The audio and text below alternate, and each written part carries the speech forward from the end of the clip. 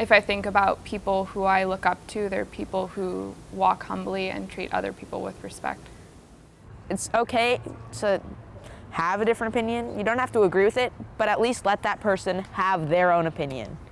One thing that I learned is sometimes just being present creates a difference.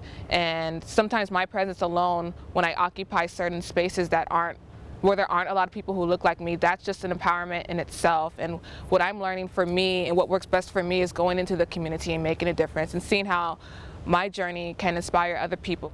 I'm involved in a project called Safe Ninos right now, which is a Design Matters project. Design Matters is an NGO here at ArtCenter. We're working with a pediatric burn hospital in Chile to create healing spaces for kids. What's beautiful about this project is it's brought designers together in a way that ArtCenter hasn't really done before.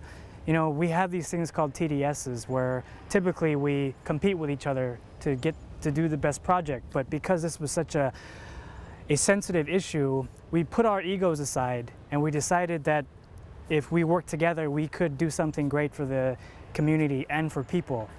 And through that, I found myself more inspired than any other project I've been involved in. There's a sense that I have to defend my own particular perspective and worldview and narrative, and not at least try to engage to see where there are distortions and where there are blind spots in my own perspective.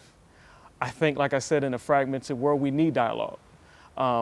But I feel like because the world is so fragmented, in order to piece everything back together, we need dialogue. And if we can't come to the table with the respect of the other person's point of view and perspective and worldview, then we won't ever be able to kind of put the pieces together.